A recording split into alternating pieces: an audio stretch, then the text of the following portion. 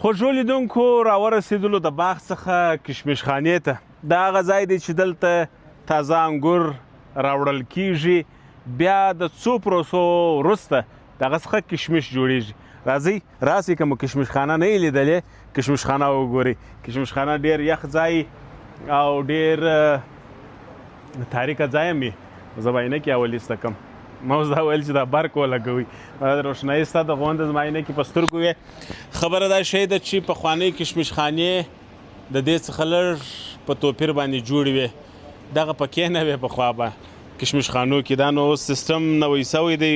هغه دې پکې لګېږي. جوړ په خیر. راوړم را صاحب سلیم مسې څنګه په خیر خیر او خیراتي ژوندی اوسې خوشحاله اوسې.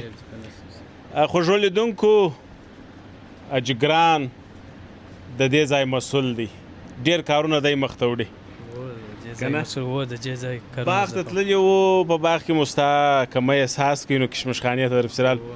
ګرانه راته ووایه چې سږ کال انګور کشمش او بازار دغه کیسې څنګه دي؟ سږ کال انګور ډېر ښایسته انګور سوي دي. اوس کشمش مو نن راټاکوله، د نن سم شروع کړله. بالکل. نو یوه ورځ چې راوړو د انګور یوه ورځ وخت ورکوو چې هغه بعد ماد وایي چې سره تیزي سي، برې بیا په دغه موضوع باندې دغه هغه د باغ سره وړل سوي انګور دغه د باغ څخه پرونه وړل سوي دي. نن یې په موضوع باندې وو. یوه ورځ یې دغسې یوه ورځ یې دغسې پرېږدو چې دوی پیزي سي، هلته دوی دغه یې ډېر دغه یې دانې کوي، شوخ یې دانې کوي، لږ نرم سي. برې بیا چې دا بله ورځ دا یې په وویه، اوس بیا دانې نه کوي. ورته وګوره برې چې دا هم پر ووله، بیا اوس سړی راځي برې پسې په دوا کې پسې ویي. ټوله پروسه به د نږدې وګورو. خوږو لیدونکو په بازار کې زموږ د دکانداران سره زورونو چني ګرانه دې خواته راس چې دا ولې شومنده انګور راکوي، او دې دلته یوه ورځ کسته نږدې چې لږ شومنده سي چې بیا دانې ونه کړي ونه رژېږي. د روغه سره پورې ټول دغه دي دا ګرده ګرانه و دا ګرده موږ د پرون انګور دي. السلام علیکم بابک، جوړ یې په خیر؟ صحت ښه دی بابک؟ څنګه دي کارونه؟ کارونه فعاله دي بیخي. ستړی خو نه یا سړیا نه دی، دا ښه په خوند لري، ښه په طبیعت لري. او یوه خبره به درته وکړم، یو دغسې بابا مې ولیدی انګور یې شکول په باغ کې و، نو هغه لمر ته ولاړ او ماشاءالله ته دلې ښه دا یخ ځای دی کشمش خان. موږ بیا دلته استادان یې د دواو د زړونګو د موضوع ویشتم. بالکل. هغه یو شعر دی وایي هر سړی پیدا دی خپل خپل کار لره که نه. هغسې دغه کار دی. نو ډېره مننه بابا. دا تر هغه سره پورې تاول ټول دغه دي راوړل سوي انګور دي. دغه بیا نن راوړل سوي دي، دا بیا سبا جوړو. دغه بیا نن راوړل سوي دي د هغو سره سه. ګوره اوس بل موټر هم پاته دی پسې، هغه بیا خواته د هغو سره ساچو. دغه کشمش خانه د غونډه غټه ده که نورې کشمش خانې؟ 50 متره کشمش خانه ده، نور هم 10 متره هم شته، 20 متره هم شته، 40 متره هم ډېره سپیشل هم جوړه کړې. دغه پنکې مو دغه کړي دي، شپه ورځ موږ په چلنده کړي دي. بله چې سهار چلنده سي دا بله سهاره پورې چلند دی، د شپې ماشین چلنده و ورته او د ورځې په هندارو چلند دی. بالکل. خوږو لیدونکو د کشمش خانې جوړول هم بیا دار چا کار نه دی. دغه معماري یې درښیمه، دیوالونه او د دې کې دغه د کلکینانو یا د هوا دپاره دغه کوچني کوچني سریان، او دغه بیا د موژیانو دپاره د هر سری جوړ سوی دی په دې دیوال کې چې هغه موژی بیا هلته اغوستل کېږي. هغه به مو وینو. کشمش خانې ما لیدلي دي په پنجوایي کې، دونه غټ هم نه وې او دون د جګ هم نه وې او پکې هم نه وې پکښې. یا موږ دغه شټم موږ 6 کال موږ د اوس پورې نه وه ځړولې، موږ 6 کال ورته دغه سولو دغه شټم ورته جوړ کړي چې موږ پنکې ورته بسته کړلې. هغه په شپږ ورځې کې په 2 ورځې کې موږ یې راټکو کړل. دا اوس ستا ولیدله چې دغه موږ راټکو، اوس دغه سبا راټکولو دي، په شپږمه ورځ د ټکولو دي دغه کشمش. خوږو لیدونکو دغه هغه فاینل کیسه ده د کشمشو یا هغه انګورو چې وچ سوله، بیخي وچ دي، کشمش ځینې جوړ سول، راټکوي بیا په جالۍ کې یو بل ځای ته وړي چې هلته چین ورته هلته بیا 8 کسه ورته ناست وي. بیا موږ توره دانه و د لرګی نه دی د ډنډر دا ورسته ایسته کوو، بیا صفا دانې بیا په جالۍ کې وراچوو، بیا هلته خپل په ځای کې ایږدو. هغه ځای ته څه شي وایي؟ هغه چین ورته وایي. چین. نو دا جاپان دی، هغه چین دی. خوږو لیدونکو چین د جلا کېدو ته وایي، چینېدل. نو ښه دورې به نه ځو که ځو دورې خو هغه چې دی دغه د پرون انګور دا مچکا یې خلاصه کړه هغه مچکا پاخته جي اوس ښه یوه ورځ بې دوا تاول زړول کېږي یوه ورځ بې دوا یا څو ورځې یا چې دا نن یې مازې راوړله دلته یې ږدو چې مازې بعد مات سره وویې دا بله ورځ سهار وخت چې بلا په دغه موضوع باندې وو نه په دوا یې مو وي په هغه ورځ په هغه ورځ یې بره پسې دوا پسې وو دا بله ورځ چې یوه ورځ پېزي سي ورته ګورئ یوه ورځ ورته ګورو وو خوږو لیدونکو دا یو ښه پروسه ده او دا هم کشمش کې وختې په انګورو کې اتاوله روان یې شاته وینې نه اتاوله هغه دوه کسه ما څو موږی راواخلې دغه ځای دی ما دغه وسکې چې راواخلې ښه اوس ته ما هغه موږی راواخلې خوږو لیدونکو تر ډېره پورې دلته اوس د دغه کار شروع دی د پرون انګور پر دغه موږیانو باندې اچي او دا بیا لږ وچیږي دغه حاجي صاحب سره به خبرې وکړو ته دې خواته راسه حاجي صاحب لږ مخ دې خواته راړی دې خواته راړی و څونه عمر کېږي په دې کشمش کې اخته یې په دې کشمش مو یاره اوس مو یو میاشت کېږي انشاءالله تعالی خوږو لیدونکو ته لږ دې خواته مخ راواړه حاجي صاحب زه دې دا خپل لیدونکو تر وښیم تاسو زما په چینل کې وګورئ خوږو لیدونکو د دغه حاجي صاحب یو بله خپرونه هم ده د انارو په یادېږي دې باغ ته چې درغلي باغ ته چې رالاس بیخي څو کاله کېږي 4 کاله اوس 4 کاله انشاءالله تعالی کېږي نو بیا ونه وایه چې نه مې پېژنې ما نیکه ځای ته راوستلی ته مې نه پېژنې زه دې پېژنم ګور کنې ډېر خلک موږ پېژني پیزا ده و نو ځواني نه صاحب ته هم ځوان یې ما واورېدل د نورو ملګرو دې ویل ول د سږ کال چې دغه پیسې سره واخلي بل واده ته نیت دی ونه خیال مو دی چې بل واده وکړو نو دا دې خو ځوان ته نو سپین ږیری وګوره چې هېڅ هم نشي کولی واده خو نو کوونه چې دغه منګور سره کشمش خرڅ کړو بله واده کوو د خیر کارونه ښه دي برابر دي برابر دي و بله راوړو د بغوس یې راوړو نن مو راوړل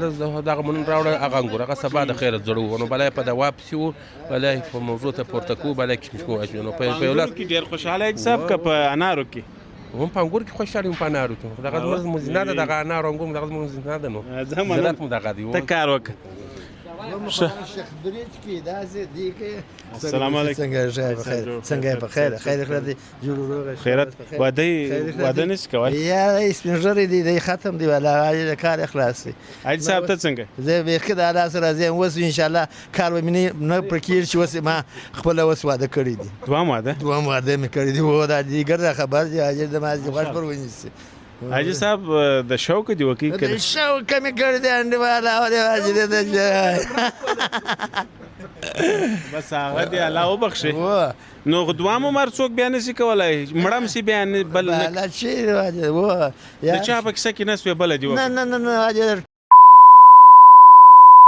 بلا واسره شره واجب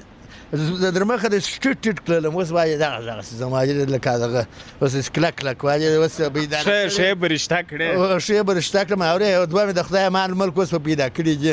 اوره دی ګور ور سپینځره منګرمال واجب الله سره راځي اوره سرګي مومن سره راکشته دغه نو یو کال د واده کې دوه کال نو خوږو لیدونکو حاجي صاحب مرکه مو حاجي صاحب مو اوریدل دم ګرانه ته په کار اخته یو موږ د ملګرو سره خبرې وکړې دلته چیش کېږي اوس بیا دلته په دوا چې وو اوس دلته بلا پورته کول وړ ښه نو یو وارې د دوا کیسه مو ونه کتل هغه به مو وګورو خوږو دوستانو د هغه انګور دي یا هغه خوشي دي چې په دوا وال سوي دي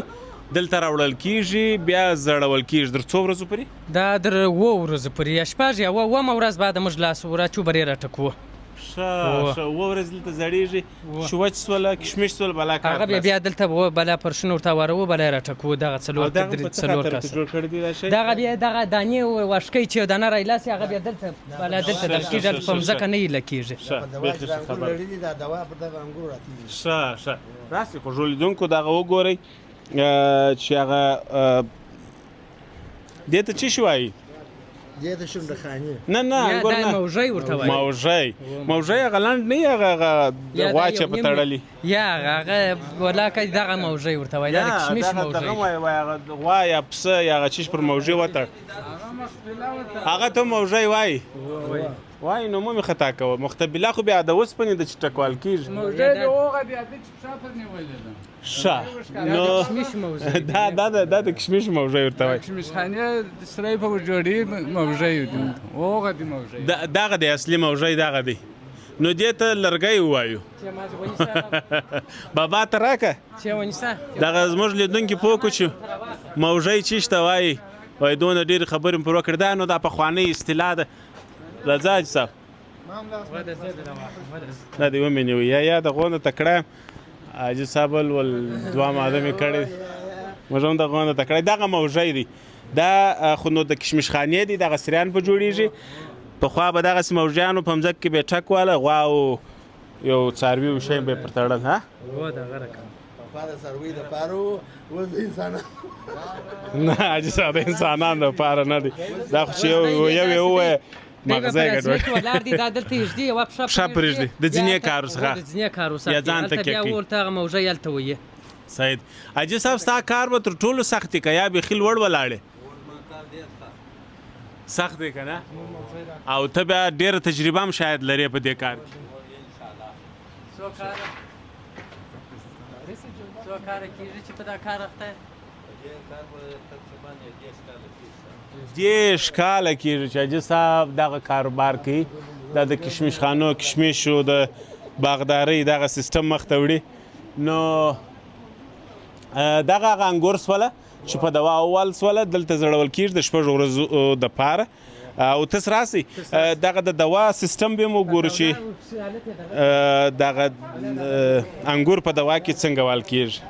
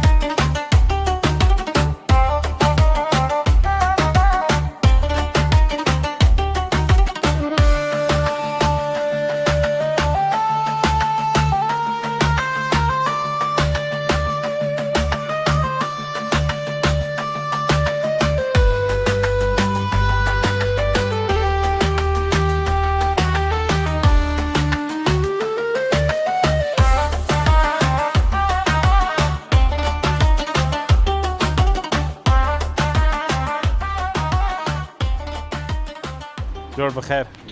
بخیر زه ټول شناخته وینم په دې ځای کې شی په خیره دا دوا څه شي دي دا د کشمیشو دوا ده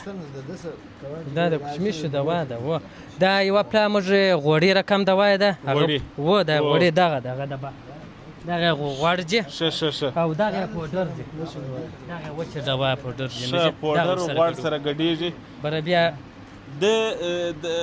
لاسونه نور خو ژوي که دونه خطرناکه نه یا تسکلي ورته راخیسې چې دی نه په لاس کوي هو چې تسکلي ورسره دي نه اوس ورسره عادت شوی دی مسلکي دی ښه کار مسلکي دی رنګ دی روایت مسلکي دی ښه خو ژوو لیدونکو دوه رقمه مواد دلته ګډېږي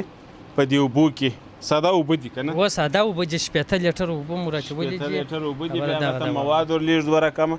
دا په دې خاطر دغه کېږي چې ژر یې وچ کړي چې ژر یې وچ کړي ولکې رنګ وشو ورکړي تورواله ورنه کړي یا تورواله نه ورنه کړي په خپل سایز کې خپل سایز کې وچي و دا ډېر ښایسته راځي استاذه دا به هم در چا کار نه یا دا هم در چا کار دا هم در چا د وس کار نه دی نه دغه دواوې ستا لاسونه نه در خرابوي خرابوي خو د سکلې راته راوړي دي وزه اوس را عادت دی په کیسه کې نه دی په کیسه کې نه نه دی فلحال خو زه په کیسه کې نه یم نو وروسته بیا نه سوای وروسته بیا ګور چې څه پیښ شي دونه به خطرناک هم نه دا که څنګه خطرناکه ده نه نو دا چې بیا وچ سي بیا دا کشمش پرېوله غواړي که څنګه یعنې پرېول نه غواړي دا کله خپل دغه چې دی په پښې کې چې وچ سي بیا هېڅ تاثیر دا نه کوي تاثیر یې ځي لکه دا تاثیر یې کله دا جوش د کټ مټ دغه رقم دي په یوه ورځ کې تاثیر ځي و بله ځي ښه نو خو ژوو لیدونکو دا سوله د کشمشو وچېدل راځئ دغه وچ کشمشو مو ګورو چې څنګه راجلا کېږي بیا به نو هغه چین ته ځو د خیره سره دا زموږ د افغانستان چین دلته به ګورو چې دا کشمش چینېږي بیا د بازار دپاره آماده کېږي مارکیټ ته استول کېږي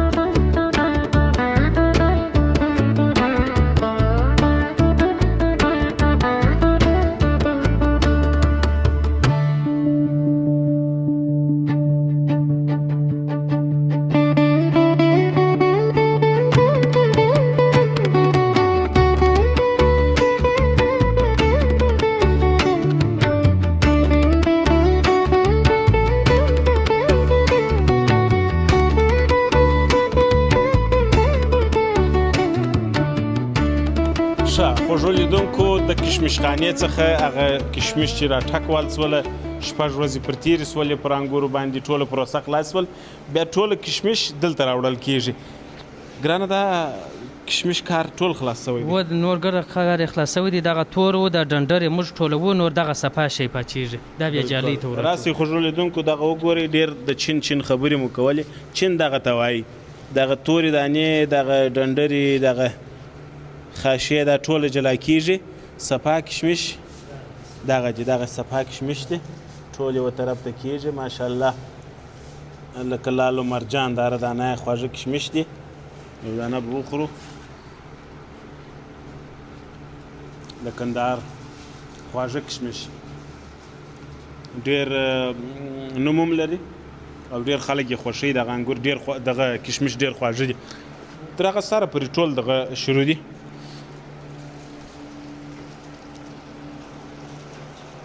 هره ورځ د غونډه کسان اخته یې دلته هره ورځ دلته واته کسه اخته یې دا بیا چینه بیا هلته جالۍ ته دا د څو ورځې کشمش دی دا د اوس د نن سهار چې م راټاکول د یوې ورځې کشمش ژوو لیدونکو دا د یوې ورځې کشمش دی دا ټول